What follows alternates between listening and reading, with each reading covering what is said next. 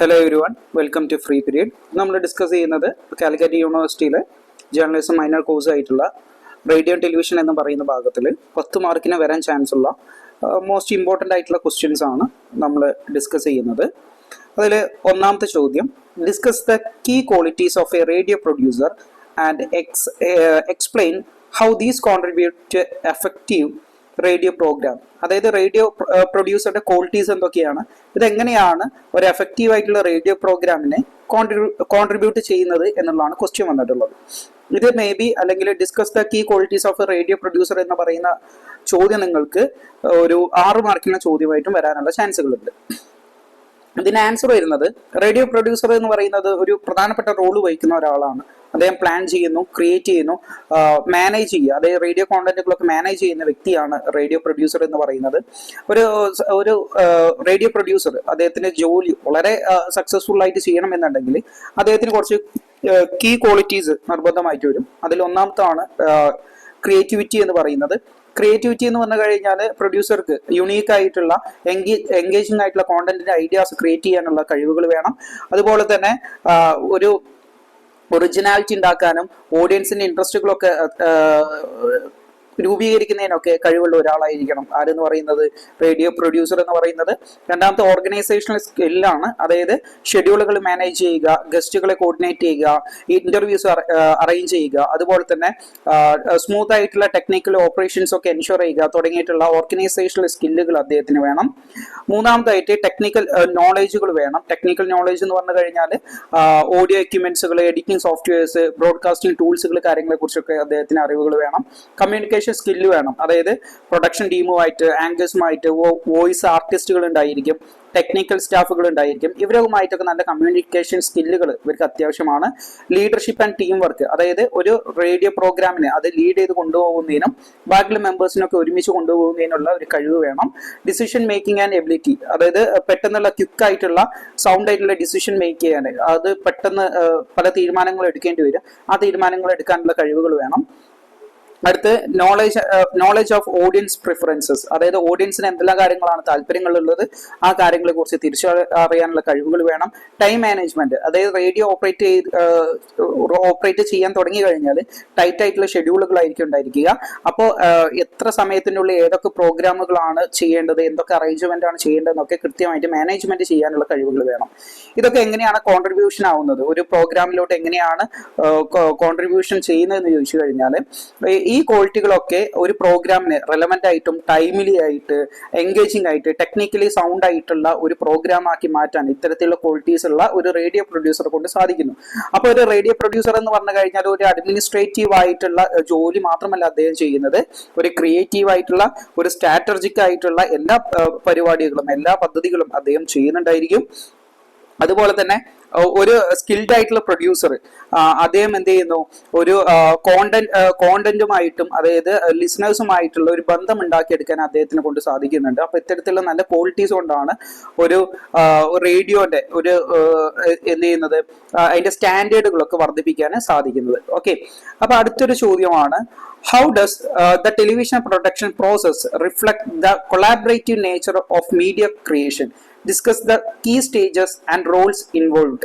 അതായത് റേഡിയോ പ്രൊഡക്ഷന്റെ പ്രോസസ്സുകൾ അതെങ്ങനെയാണ് ഒരു കൊളാബറേറ്റീവ് ആയിട്ടുള്ള മീഡിയ ക്രിയേഷൻ ആയിട്ട് മാറുന്നത്, സംയുക്തമായിട്ടുള്ള ഒരു പ്രവർത്തനമായിട്ട് എങ്ങനെയാണ് മാറുന്നത്, അതിന്റെ വിവിധ തരത്തിലുള്ള സ്റ്റേജുകളും അതിൽ എന്തൊക്കെ റോളുകളാണ് വരുന്നത് എന്നുള്ളതാണ് ഡിസ്കസ് ചെയ്യാൻ പറഞ്ഞിട്ടുള്ളത്.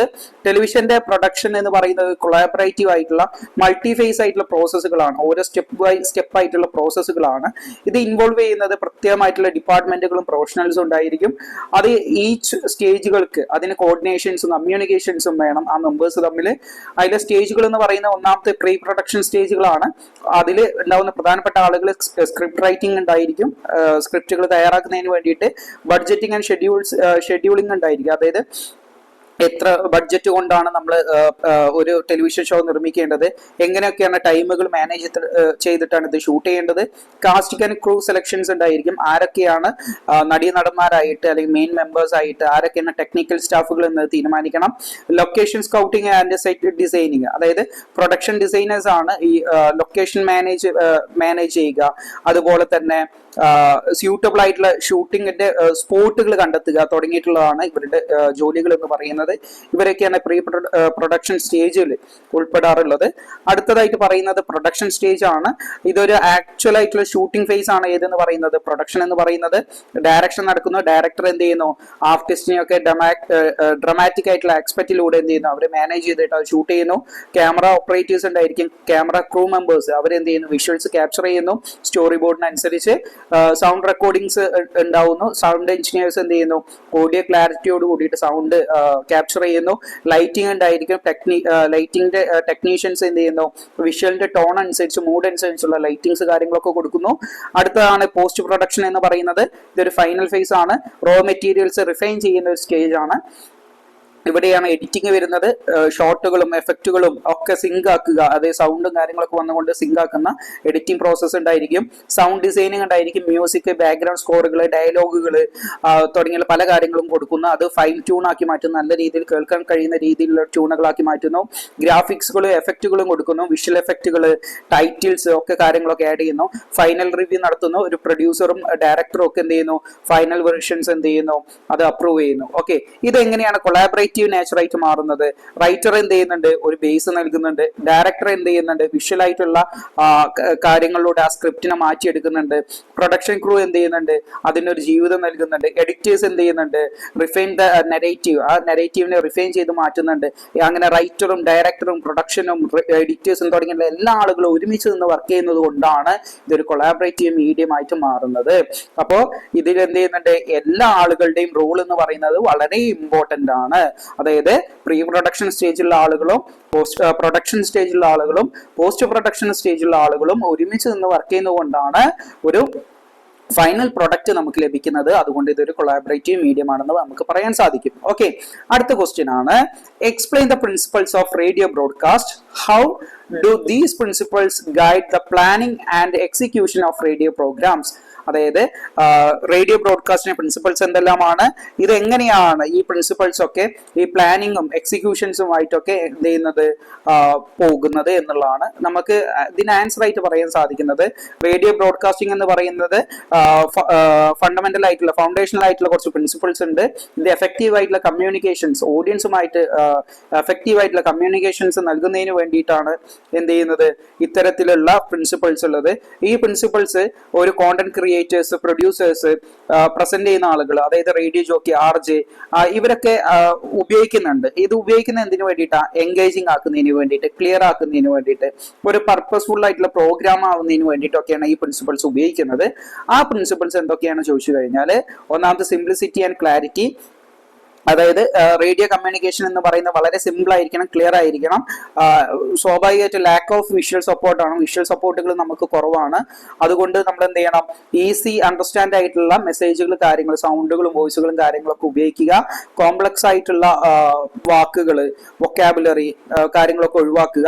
കോൺവെർസേഷണൽ ലാംഗ്വേജുകൾ ഉപയോഗപ്പെടുത്തുക. ബ്രെവിറ്റി എന്നുള്ളതാണ് രണ്ടാമത്തെ പോയിന്റ്. അതായത് ടൈംസ് എന്ന് പറയുന്നത് ലിമിറ്റഡ് ആണ് ഒരു റേഡിയോയിൽ എന്ന് പറയുന്നത്. അപ്പോൾ ഐഡിയ കാര്യങ്ങളൊക്കെ ഉണ്ടെന്നുണ്ടെങ്കിൽ കൺസൈസ് ആയിട്ട് വളരെ ഷോർട്ട് ആയിട്ട് തന്നെ കമ്മ്യൂണിക്കേറ്റ് ചെയ്യാൻ വേണ്ടി ശ്രമിക്കുക. ലോങ് വൈഡ് ആയിട്ടുള്ള എക്സ്പ്ലനേഷൻസ് ഉണ്ടെന്നുണ്ടെങ്കിൽ അത് ആളുകളുടെ ഇൻട്രസ്റ്റുകൾ, കേൾക്കുന്ന ആളുകൾക്ക് ഇൻട്രസ്റ്റുകൾ ഇല്ലാതാക്കുക. അതുകൊണ്ട് അത് ഷോർട്ട് ആക്കുക.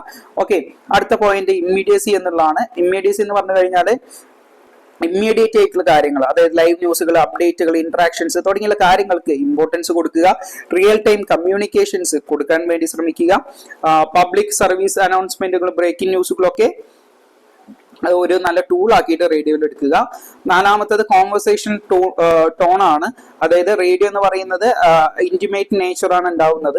അപ്പോൾ സ്വാഭാവികമായിട്ടും ഒരു സ്പീക്കേഴ്സ് അത് ലിസണറുമായിട്ട് ഡയറക്റ്റ് ആയിട്ട് സംസാരിക്കുന്ന രീതിയിലായിരിക്കണം ഇത് ഉപയോഗിക്കേണ്ടത്. യൂസ് ഓഫ് സൗണ്ട്, മ്യൂസിക്കുകൾ, സൗണ്ട് എഫക്റ്റുകൾ, അതുപോലെ തന്നെ ഉള്ള കാര്യങ്ങളൊക്കെ എന്ത് ചെയ്യുക, ഉപയോഗപ്പെടുത്തുക. അപ്പോൾ ഒരു നമ്മളുടെ ഷോ അതിന്റെ മൂഡ് അനുസരിച്ചുള്ള കാര്യങ്ങളിലേക്ക് മാറ്റാനും ഒരു സ്റ്റോറി ടെല്ലിങ്ങിനെ എൻഹാൻസ് ചെയ്യാനും സാധിക്കും. സാധിക്കും. അടുത്തത് ആറാമത്തെ പോയിന്റ് ആണ് ഓഡിയൻസ് അണ്ടർസ്റ്റാൻഡിങ് എന്ന് പറയുന്നത്. അതായത് ഓഡിയൻസിനെ അണ്ടർസ്റ്റാൻഡ് ആക്കുക, അതായത്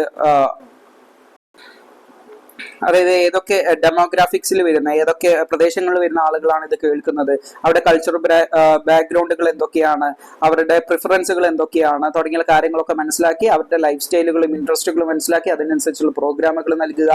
അക്യുറസി ആൻഡ് ക്രെഡിബിലിറ്റി എന്നുള്ളതാണ്.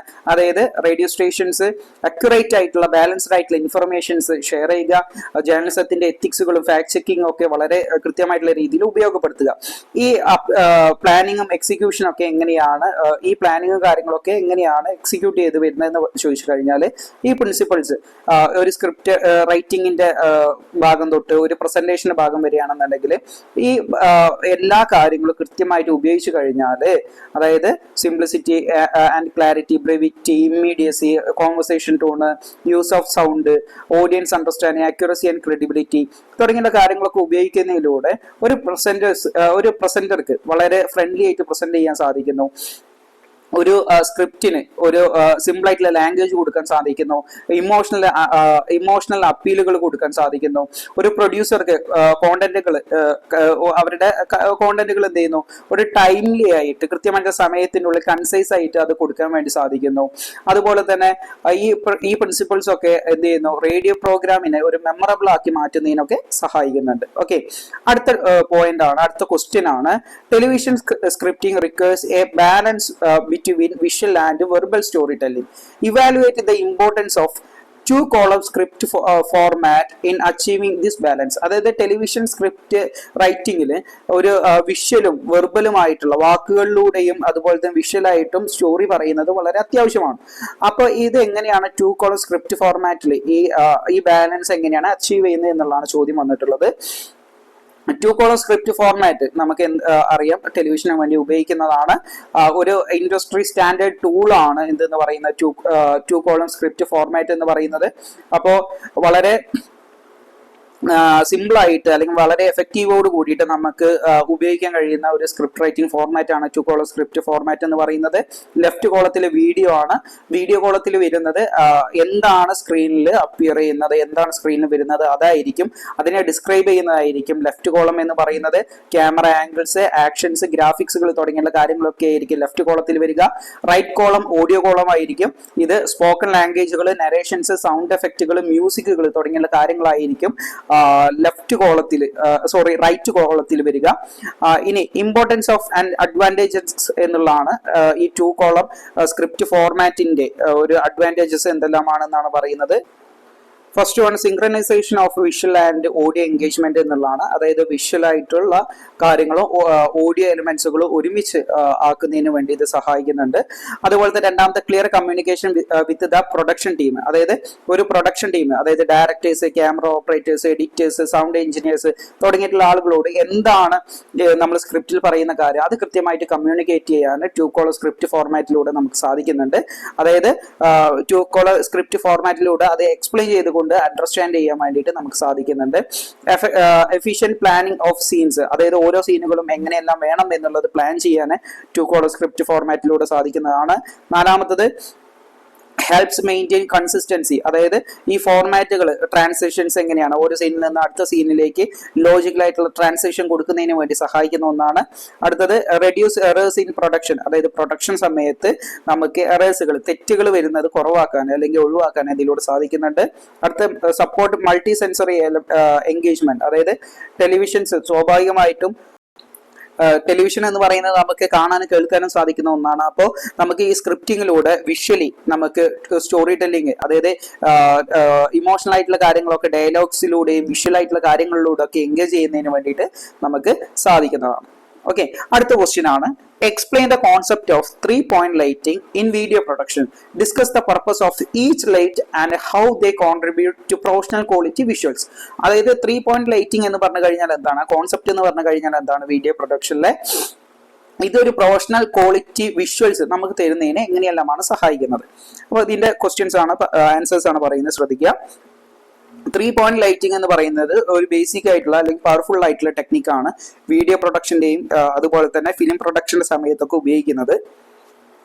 ഒരു നാച്ചുറൽ ആയിട്ടുള്ള വിഷ്വലി അപ്പീലിംഗ് ആയിട്ടുള്ള ഒരു വിഷ്വൽസ് കിട്ടുന്നതിന് വേണ്ടിയിട്ടാണ് 3-point ലൈറ്റിംഗ് ഉപയോഗിക്കുന്നത്. ഇതിലൂടെ ഡെപ്ത് ആയിട്ടുള്ള ഫോക്കസ്ഡ് ആയിട്ടുള്ള ആൻഡ് ഒരു സീനിനനുസരിച്ചുള്ള മൂഡൊക്കെ ക്രിയേറ്റ് ചെയ്യുന്നതിന് നമുക്ക് ഇതിന് സഹായിക്കുന്നുണ്ട്. അപ്പോൾ ഫസ്റ്റ് ഒന്നാണ് കീ ലൈറ്റ് എന്ന് പറയുന്നത്. കീ ലൈറ്റിന്റെ പർപ്പസ് എന്ന് പറയുന്നത് മെയിൻ സോഴ്സ് എന്ന് പറയുന്നത്, അതായത് മെയിൻ സോഴ്സ് ആണ് ഈ ലൈറ്റ് എന്ന് പറയുന്നത്. ബ്രൈറ്റ് ആയിരിക്കും, അതായത് 3 ലൈറ്റുകളിൽ വെച്ച് ഏറ്റവും കൂടുതൽ ബ്രൈറ്റ് ആയിരിക്കും കീ ലൈറ്റ് എന്ന് പറയുന്നത്. ഇതിന്റെ പൊസിഷൻ എന്ന് പറയുന്നത് 45 ഡിഗ്രിയിലാണ്, ആംഗിളിലാണ്, സബ്ജക്റ്റിന്റെ ആയിട്ടായിരിക്കും ഇത് പ്ലേസ് ചെയ്തിരിക്കുക. ഇതിന്റെ ഫംഗ്ഷൻ എന്ന് പറയുന്നത് സബ്ജക്റ്റിനെ കുറച്ചും കൂടി ഹൈലൈറ്റ് ചെയ്ത് കാണിക്കുക, ഒരു സീനിന്റെ എക്സ്പോഷർ ചെയ്ത് കാണിക്കുക എന്നുള്ളതാണ് ഇതിന്റെ ഫംഗ്ഷൻ എന്ന് പറയുന്നത്.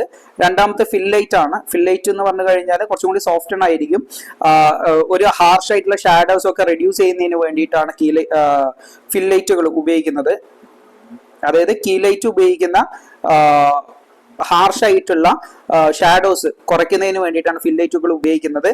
ഇതിന്റെ പൊസിഷൻ എന്ന് പറയുന്നത് കീ ലൈറ്റിന്റെ ഓപ്പോസിറ്റ് ആയിട്ടായിരിക്കും ഫിൽ ലൈറ്റുകൾ നൽകിയിട്ടുണ്ടായിരിക്കുക. കുറച്ചും കൂടി ലോവർ ഇന്റൻസിറ്റി ആണ് ഇതിനുണ്ടായിരിക്കുക. ഇതിന്റെ ഫംഗ്ഷൻ എന്ന് പറയുന്നത് ലൈറ്റുകൾ ബാലൻസ് ചെയ്യുക, കുറച്ചും കൂടി റിയലിസം നൽകുക എന്നുള്ളതാണ്. മൂന്നാമത്തെ ബാക്ക് ലൈറ്റ് ആണ്, അല്ലെങ്കിൽ റിൻ ലൈറ്റ് എന്ന് വേണമെങ്കിൽ വിളിക്കാം. ഇതിന്റെ പർപ്പസ് എന്ന് പറയുന്നത് സബ്ജക്റ്റിനെ സെപ്പറേറ്റ് ചെയ്യുക, ബാക്ക്ഗ്രൗണ്ടിൽ നിന്ന് സബ്ജക്റ്റിനെ സെപ്പറേറ്റ് ചെയ്യുന്നതിന് വേണ്ടിയിട്ടാണ് ഈ ബാക്ക് ലൈറ്റ് കൊടുക്കുന്നത്. ഇതിന്റെ പൊസിഷൻ എന്ന് പറയുന്നത് ബിഹൈൻഡ് ദ സബ്ജക്റ്റ് എവിടെയാണ് അതിന്റെ ബാക്കിലാണ് കൊടുക്കുന്നത്. മാത്രമല്ല ഇതിന്റെ ഫംഗ്ഷൻ എന്ന് പറഞ്ഞു കഴിഞ്ഞാൽ ഇമേജിന് കുറച്ചും കൂടി ഡെപ്ത് കൊടുക്കുക എന്നുള്ളതാണ് ഇതിന്റെ ഏറ്റവും പ്രധാനപ്പെട്ട ഒരു ഫംഗ്ഷൻ എന്ന് പറയുന്നത്. ഓക്കെ, ഇനി ഇതിന്റെ സിഗ്നിഫിക്കൻസ് ആണ്. ഒന്നാമത്തെ 3 ഡയമെൻഷണൽ ആയിട്ടുള്ള ലുക്ക് നൽകുന്നതിന്, അത് എൻഹാൻസ് ചെയ്യാൻ ഇത് സഹായിക്കുന്നതാണ്. ഷാഡോസ് ഒക്കെ ഒഴിവാക്കാനും അല്ലെങ്കിൽ കൺട്രോൾ ചെയ്യാനൊക്കെ കുറച്ചും കൂടി പോളിഷ്ഡ് ആയിട്ടുള്ള റിസൾട്ടുകൾ ലഭിക്കുന്നതിന് നമ്മളെ സഹായിക്കും. ഒരു കൃത്യമായിട്ടുള്ള നല്ല മൂഡും ഇമോഷൻസും ഒക്കെ, ഒരു സീനിനനുസരിച്ചുള്ള മൂഡും ഇമോഷൻസ് ഒക്കെ ലഭിക്കുന്നതിന് നമ്മളെ സഹായിക്കും.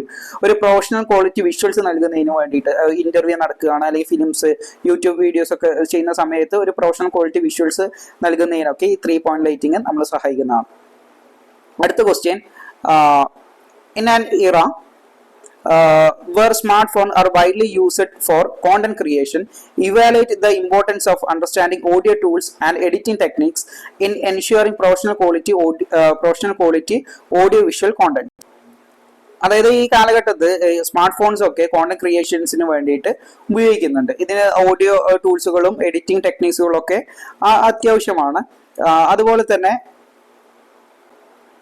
ഒരു പ്രൊഫഷണൽ ക്വാളിറ്റി ആയിട്ടുള്ള വിഷ്വൽ കണ്ടന്റുകൾ, ഓഡിയോ വിഷ്വൽ കണ്ടന്റുകൾ ലഭിക്കണമെന്നുണ്ടെങ്കിൽ ഓഡിയോ ടൂൾസുകളും എഡിറ്റിംഗ് ടെക്നിക്സുകളും അത്യാവശ്യമാണ്.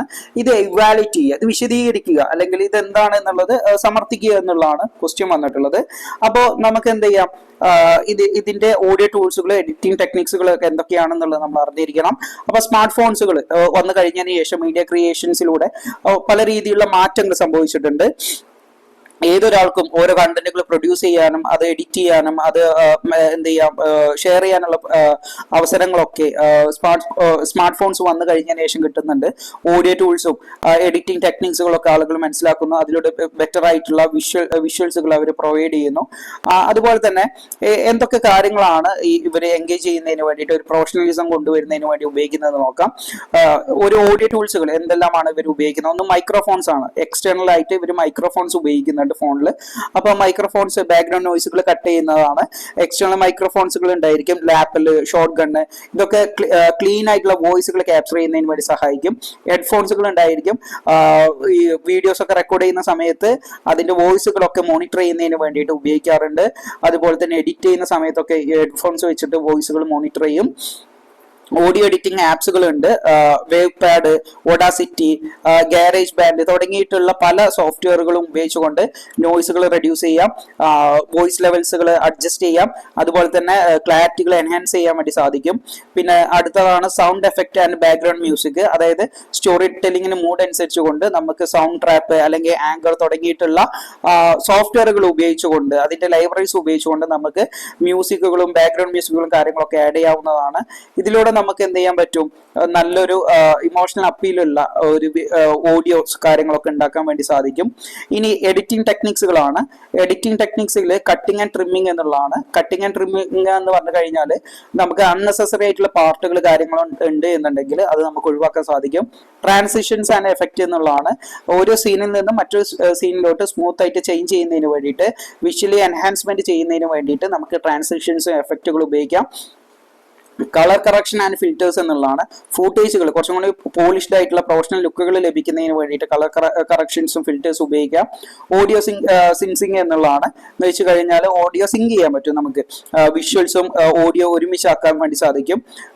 നമുക്ക് ഇൻഷോട്ടുകൾ, KineMaster, Adobe Premiere Rush തുടങ്ങിയിട്ടുള്ള യൂസർ ഫ്രണ്ട്ലി ഇന്റർഫേസുകളുള്ള മൊബൈൽ എഡിറ്റിംഗ് ആപ്പുകൾ ഉപയോഗിച്ചുകൊണ്ട് നമുക്കിത് ചെയ്യാൻ വേണ്ടി സാധിക്കും. ഓക്കെ, അപ്പൊ ഇതിന്റെ കൺക്ലൂഷൻ ആയിട്ട് നമുക്ക് പറയാം എന്താണ്, സ്മാർട്ട് ഫോൺ ബേസ്ഡ് ആയിട്ടുള്ള കോണ്ടന്റ് ക്രിയേഷൻസ് അത് ക്വാളിറ്റി ഡിപ്പെൻഡ് ചെയ്യുന്ന പല രീതിയിലുള്ള കാര്യങ്ങൾ നമ്മൾ ഉപയോഗിക്കുന്നുണ്ട്. അപ്പോൾ ഓഡിയോ ആൻഡ് എഡിറ്റിംഗ് ടൂൾസുകൾ ഉപയോഗിച്ചുകൊണ്ട് നമുക്ക് സ്റ്റോറി ടെല്ലിംഗ് ഇംപ്രൂവ് ചെയ്യാം, വ്യൂവേഴ്സിന്റെ റിട്ടൻഷൻസ് ഇൻക്രീസ് ചെയ്യാം, ബിൽഡ് ക്രെഡിബിലിറ്റി, ഓഡിയൻസുമായിട്ടുള്ള ക്രെഡിബിലിറ്റി നമുക്ക് കൂട്ടാനും നമുക്ക് സാധിക്കും. ഓക്കെ, അടുത്ത ക്വസ്റ്റ്യൻ ആണ്, what is media convergence? Discuss the various forms of convergence in modern media landscape with suitable examples. Media convergence എന്ന് പറഞ്ഞു കഴിഞ്ഞാൽ എന്താണ്? വ്യത്യസ്തമായിട്ടുള്ള മീഡിയ കൺവേർജൻസ് ഇന്നത്തെ മീഡിയ ലാൻഡ്സ്കേപ്പ് അനുസരിച്ച് വ്യത്യസ്തമായിട്ടുള്ള മീഡിയ കൺവേർജൻസ് ഏതൊക്കെയാണ്, എക്സാമ്പിൾസ് നൽകുക എന്നുള്ളതാണ്. മീഡിയ കൺവേർജൻസ് എന്ന് പറഞ്ഞു കഴിഞ്ഞാൽ നമ്മൾ അതായത് പ്രിന്റ്, ഓഡിയോ, വീഡിയോ, ഡിജിറ്റൽ ആയിട്ടുള്ള എല്ലാ കാര്യങ്ങളും ബ്ലെൻഡ് ചെയ്യപ്പെടുന്നതാണ് മീഡിയ കൺവേർജൻസ് എന്ന് പറയുന്നത്. ഇതൊരു സിംഗിൾ പ്ലാറ്റ്ഫോമിൽ നമുക്ക് എക്സ്പീരിയൻസ് ചെയ്യാൻ കഴിയുന്ന, നമുക്ക് ഉപയോഗിക്കാൻ കഴിയുന്ന ഡിജിറ്റൽ ടെക്നോളജി ഉപയോഗിച്ചുകൊണ്ട് ഇതിനെയാണ് മീഡിയ കൺവേർജൻസ് എന്ന് പറയുന്നത്. അപ്പൊ കൺസ്യൂമേഴ്സിനെ ഒറ്റൊരു കാര്യം ഉപയോഗിക്കുന്നതിലൂടെ print media, audio, video, digital തുടങ്ങിയ എല്ലാ കാര്യങ്ങളും ഉപയോഗിക്കാൻ സാധിക്കുന്നു. ഓക്കെ, ഇനി ഫോംസ് ഓഫ് മീഡിയ കൺവേർജൻസ് ആണ്. ഒന്നാമത്തെ കൺവേർജൻസ് ആണ്, ടെക്നോളജിക്കൽ കൺവേർജൻസ് ആണ്. ഡിഫറെന്റ് ടെക്നോളജീസ് ഒരു വൺ ഡിവൈസ് ആയിട്ട് മാറുന്നു. ഉദാഹരണത്തിന് ഫോണ്, അതിൽ ക്യാമറ ഉണ്ട്, റേഡിയോ ഉണ്ട്, ന്യൂസ് പേപ്പർ ഉണ്ട്, അതുപോലെ തന്നെ വീഡിയോ പ്ലെയർ ഉണ്ട്. ഓക്കെ, അടുത്തതായിട്ട് രണ്ടാമത്താണ് കോണ്ടന്റ് കൺവേർജൻസ് എന്ന് പറയും. അതായത് സെയിം കോണ്ടന്റുകൾ, അതായത് വേരിയസ് പ്ലാറ്റ്ഫോംസിലുള്ള കാര്യങ്ങളൊക്കെ സെയിം കോണ്ടന്റുകൾ അവൈലബിൾ ആവുന്നു എന്നുള്ളതാണ്. അതായത് ന്യൂസ് പേപ്പറിൽ അവൈലബിൾ ആവുന്ന കാര്യങ്ങൾ ടി വിയിൽ, സോഷ്യൽ മീഡിയയിൽ കാര്യങ്ങളൊക്കെ അവൈലബിൾ ആവുന്നത്. അടുത്ത് കോർപ്പറേറ്റ് അല്ലെങ്കിൽ ഇൻഡസ്ട്രി കൺവേർജൻസ് എന്നുള്ളതാണ്. അതായത് media companies merge or collaborate to distribute content. അതായത് മീഡിയ കമ്പനീസും കാര്യങ്ങളൊക്കെ അവരെന്ത് ചെയ്യുന്നു, കൊളാബറേറ്റ് ചെയ്തിട്ട് അവരുടെ കാര്യങ്ങൾ വിൽക്കപ്പെടുന്നു. അതായത് ടെലിവിഷൻ കമ്പനി എന്ത് ചെയ്യുന്നു, ഒരു സ്ട്രീമിംഗ് പ്ലാറ്റ്ഫോംസുമായിട്ട് അവരെന്ത് ചെയ്യുന്നു, ഒരുമിച്ച് നിന്നുകൊണ്ട് അവർ ഒരു ഷോസ് ഒക്കെ ഓൺലൈനിലൂടെ അവർ നടത്തുന്നു. അതായത് ഒരു ടെലിവിഷൻ കമ്പനിയോ അതുപോലെ തന്നെ ഒരു സ്ട്രീമിംഗ് പ്ലാറ്റ്ഫോംസ്, ആമസോൺ അങ്ങനെയുള്ള പ്ലാറ്റ്ഫോംസ് ഒക്കെ ഒരുമിച്ച് നിന്നുകൊണ്ട് ഒരു ഷോസ്, ഒരു പ്ലാറ്റ്ഫോംസിലൂടെ ഒരു ഷോ എന്ത് ചെയ്യുന്നു, ഓഫർ ചെയ്യുക എന്നുള്ളതാണ്. കൾച്ചറൽ കൺവേർജൻസ് ഉണ്ട്. അതായത് ഗ്ലോബൽ കൾച്ചേഴ്സ് ഉണ്ട്, അത് മറ്റുള്ള ആളുകളുമായിട്ട് മീഡിയാസിലൂടെ എന്ത് ചെയ്യുന്നു, അത് അവർ പരിചയപ്പെടുന്നു. ഉദാഹരണത്തിന് കെ പോപ്പ് ആണ്. അതായത് യൂട്യൂബിലൂടെ, ഇൻസ്റ്റാഗ്രാമിലൂടെ ഒക്കെ കെ പോപ്പ് എന്ന് പറയുന്നത് വളരെ പോപ്പുലർ ആയിട്ട് മാറിയിട്ടുണ്ട്. ഇനി ഇമ്പോർട്ടൻസ് ഓഫ് മീഡിയ കൺവേർജൻസ് ആണ്. Efficient content delivery across platforms, പെട്ടെന്ന് തന്നെ കോണ്ടന്റുകളൊക്കെ വളരെ എഫിഷ്യന്റ് ആയിട്ട് നമുക്ക് ഡെലിവറി ചെയ്യാൻ സാധിക്കുന്നു. ഗ്രേറ്റർ ഓഡിയൻസ് റീച്ച്, വളരെയധികം ആളുകളിലേക്ക് വളരെ പെട്ടെന്ന് എത്തിക്കാൻ ഇതിലൂടെ സാധിക്കുന്നുണ്ട്. ഇന്ററാക്റ്റീവ് മീഡിയ കൺസംഷൻസ്, അതായത് കൺസ്യൂമേഴ്സുമായിട്ട് അല്ലെ ആളുകളുമായിട്ട് അവർക്ക് ക്രിയേറ്റ് ചെയ്യാനൊക്കെ സാധിക്കുന്നുണ്ട്. പോഡ്കാസ്റ്റ്, റീൽസ്, ബ്ലോഗ്സ് തുടങ്ങിയുള്ള കാര്യങ്ങളിലൂടെയൊക്കെ. Cost effective multimedia story telling ആണ്. വളരെ ചെലവ് കുറഞ്ഞ രീതിയിൽ നമുക്ക് എന്ത് ചെയ്യാൻ പറ്റും, കോസ്റ്റ് എഫക്റ്റീവ് ആയിട്ട് മൾട്ടിമീഡിയ സ്റ്റോറി ടെല്ലിംഗ് നമുക്ക് നടത്താൻ സാധിക്കും. Okay, അടുത്ത ക്വസ്റ്റ്യൻ ആണ്, how have smartphones and apps helped to people create podcasts and live videos? What are some common problems in podcasting and streaming, and how can we solve them? അതായത് smart phones, ആപ്പുകൾ ഉപയോഗിച്ചുകൊണ്ട് എങ്ങനെയാണ് പോഡ്കാസ്റ്റുകൾ, live videos തയ്യാറാക്കുന്നത്, ഇവർക്കുള്ള common ആയിട്ടുള്ള problems എന്തൊക്കെയാണ്, ഇതെങ്ങനെയാണ് solve ചെയ്യുക എന്നുള്ളതാണ്. അപ്പോൾ സ്മാർട്ട് ഫോൺസുകൾ ഉപയോഗിച്ചുകൊണ്ട്, മൊബൈൽ ആപ്പുകളൊക്കെ ഉപയോഗിച്ചുകൊണ്ട് ഇപ്പോൾ പോഡ്കാസ്റ്റുകളും സ്ട്രീമിങ്സും കാര്യങ്ങളൊക്കെ നടത്താറുണ്ട്. വളരെ എക്സ്പെൻസീവ് ആയിട്ടുള്ള എക്യുപ്മെന്റ്സുകളൊന്നും ഉപയോഗിക്കേണ്ട ആവശ്യങ്ങളില്ല. എന്തുകൊണ്ടാണ് പോഡ്കാസ്റ്റിങ്ങിന്, സ്ട്രീമിങ്ങിന് സ്മാർട്ട് ഫോൺസ് ഹെൽപ്പ് ചെയ്യുന്നതെന്ന് ചോദിച്ചു കഴിഞ്ഞാൽ ഈസി ടു യൂസ് ആണ്. Anchor, Spotify for podcasters, stream labs തുടങ്ങിയുള്ള ആപ്പുകൾ ഉപയോഗിച്ചുകൊണ്ട് നമുക്ക് റെക്കോർഡ് ചെയ്യാനും എഡിറ്റ് ചെയ്യാനും ഷെയർ ചെയ്യാനൊക്കെ സാധിക്കുന്നുണ്ട്. പോർട്ടബിൾ ആൻഡ് അഫോർഡബിൾ ആണ്. അതായത് നമുക്ക് ഈസി ടു ക്യാരി ആണ്, എല്ലാ സ്ഥലത്തും ഈസി ആയിട്ട് കൊണ്ടു നടക്കാനും റെക്കോർഡ് ചെയ്യാനൊക്കെ സാധിക്കും. സ്റ്റുഡിയോ ആവശ്യങ്ങളില്ല. ക്രിയേറ്റീവ് ടൂൾസുകൾ ഉണ്ട്. കൈൻ മാസ്റ്റർ, ക്യാപ് കട്ട് തുടങ്ങിയുള്ള കാര്യങ്ങൾ ഉപയോഗിച്ചുകൊണ്ട് വീഡിയോസും ഓഡിയോസും ഒക്കെ എഡിറ്റ് ചെയ്യാൻ സാധിക്കും. മ്യൂസിക്കുകൾ ആഡ് ചെയ്യാം, ടെക്സ്റ്റുകൾ ആഡ് ചെയ്യാം, എഫക്റ്റുകളൊക്കെ ആഡ് ചെയ്യാനൊക്കെ സാധിക്കും. ഇനി ഇതിൽ പ്രധാനമായിട്ടും പോഡ്കാസ്റ്റിംഗ് സ്ട്രീമിംഗ് ഫേസ് ചെയ്യുന്ന പ്രോബ്ലംസ് എന്ന് ചോദിച്ചു കഴിഞ്ഞാൽ, ഒന്ന് പുവർ ആയിട്ടുള്ള സൗണ്ട് ക്വാളിറ്റിയാണ്. വളരെ ബാക്ക്ഗ്രൗണ്ട് നോയ്സുകൾ ഉണ്ടാവുന്നു, അൺക്ലിയർ ആയിട്ടുള്ള വോയിസുകൾ ഉണ്ടാവുന്നു. ഇതൊക്കെ ലിസണേഴ്സിന്റെ എക്സ്പീരിയൻസിനെ കുറയ്ക്കാൻ അല്ലെങ്കിൽ അവരുടെ ഒരു എക്സ്പീരിയൻസ് ഇല്ലാതാക്കാനുള്ള ചാൻസുകൾ കൂടുതലാണ്. ലോ ഓഡിയൻസ് റീച്ച് ആണ്, അതായത് കുറെ ക്രിയേറ്റേഴ്സുകൾ ഉണ്ടാവുന്നത് കൊണ്ട് അപ്പോൾ നമുക്ക് ഒരു പെട്ടെന്ന് റീച്ച് ആവുക എന്ന് പറയുന്നത് ബുദ്ധിമുട്ടുള്ള കാര്യമാണ്. ടെക്നിക്കൽ ഇഷ്യൂസ് ഉണ്ട്, ചിലപ്പോൾ സ്റ്റോറേജുകൾ ഇല്ലാതാവുക, ബാറ്ററി ലോ ആവുക, അല്ലെങ്കിൽ ലൈവ് സെഷൻസിന്റെ സമയത്ത് ക്രാഷ് ആവുക, മീൻസ് ടെക്നിക്കൽ പ്രോബ്ലംസ് വരിക, ഇന്റർനെറ്റിന്റെ ഫെസിലിറ്റീസ് ഇല്ലാതാവുക തുടങ്ങിയ പല പ്രശ്നങ്ങളും ഉണ്ടാവാം. ലാക്ക് ഓഫ് പ്ലാനിങ്, അൺപ്രിപ്പയർഡ് ആയിട്ടുള്ള കണ്ടന്റുകൾ കാര്യങ്ങളൊക്കെ ഉണ്ടാവുകയാണെന്നുണ്ടെങ്കിൽ ഓഡിയൻസിന്റെ ഇൻട്രസ്റ്റുകൾ ഇല്ലാതാവുന്നതാണ്. സൊല്യൂഷൻസ് ആണ് ഇതിനൊക്കെയുള്ള പരിഹാരങ്ങൾ എന്തൊക്കെയാണെന്ന് ചോദിച്ചു കഴിഞ്ഞാൽ, ഒന്നാമത്തെ use a good mic and headphones. നല്ലൊരു മൈക്കും ഹെഡ്ഫോൺസും കാര്യങ്ങളൊക്കെ ഉപയോഗിക്കുക. അപ്പോൾ ബാക്ക്ഗ്രൗണ്ട് നോയ്സുകൾ റെഡ്യൂസ് ചെയ്യാനൊക്കെ സാധിക്കും. ചൂസ് എ സ്പെസിഫിക് ടോപ്പിക്, അതായത് നമുക്ക് ഏതെങ്കിലും ഒരു ടോപ്പിക് കൃത്യമായിട്ട് ചൂസ് ചെയ്യുക, ട്രാവലോ ടെക്നിക്കലായിട്ടോ ഹെൽത്ത് ആയിട്ടോ. അപ്പോൾ അങ്ങനെയുള്ള ഫോളോവേഴ്സിനെ നമുക്ക് ലഭിക്കും. സോഷ്യൽ മീഡിയ പ്രൊമോഷൻസ് നടത്തുക, ഇൻസ്റ്റാഗ്രാം, യൂട്യൂബ്, വാട്സാപ്പിലൂടെയൊക്കെ. ഗസ്റ്റിനെ ഇൻവൈറ്റ് ചെയ്യുക, വെറൈറ്റി കണ്ടന്റുകളൊക്കെ നൽകുന്നതിന് വേണ്ടിയിട്ട്. പ്ലാൻ യുവർ കോണ്ടന്റ്, ഓരോ സ്ക്രിപ്റ്റുകളും കാര്യങ്ങളൊക്കെ എഴുതി ബുള്ളറ്റ് പോയിന്റുകളൊക്കെ തയ്യാറാക്കിയിട്ട് നിങ്ങൾ ഒരു കൃത്യമായിട്ടുള്ള സ്ക്രിപ്റ്റുകൾ പ്ലാനിങ് തയ്യാറാക്കുക. ഫീഡ്ബാക്ക് ചെക്ക് ചെയ്യുക. ഓക്കെ, അപ്പോൾ ഫീഡ്ബാക്ക് ചെക്ക് ചെയ്യുക, അതിലൂടെ നമുക്ക് എന്തൊക്കെയാണ് പോരായ്മകൾ എന്നുള്ള കാര്യങ്ങളൊക്കെ നമുക്ക് മനസ്സിലാവും. ഓക്കെ, അപ്പൊ ഇത്രയും ക്വസ്റ്റ്യൻസ് ഇമ്പോർട്ടൻ്റ് ആയിട്ട് നമുക്കൊരു 10 മാർക്കിനെ ചോദിക്കാൻ സാധ്യതയുള്ള ക്വസ്റ്റ്യൻസ് ആണ്. അപ്പോൾ ഈ ക്വസ്റ്റ്യൻസ് ഒക്കെ നിങ്ങൾ കൃത്യമായിട്ട് നോക്കി വെക്കുക. ഈ പോയിന്റുകൾ തന്നെ നിങ്ങൾക്ക് ഷോർട്ടസ്റ്റ് ആയിട്ടും വരാനുള്ള ചാൻസുകൾ ഉണ്ട്. ഓക്കെ, അപ്പൊ നോട്ട്സുകൾ ടെലഗ്രാം ഗ്രൂപ്പിൽ അവൈലബിൾ ആണ്. സോ ഗ്രൂപ്പിൽ ജോയിൻ ചെയ്ത് കഴിഞ്ഞാൽ നിങ്ങൾക്ക് നോട്ട്സുകൾ അവൈലബിൾ ആയിരിക്കും. അപ്പോൾ ക്ലാസ്സുകൾ മനസ്സിലായി എന്ന് കരുതുന്നു. Thank you. എല്ലാവർക്കും ഓൾ ദ ബെസ്റ്റ്.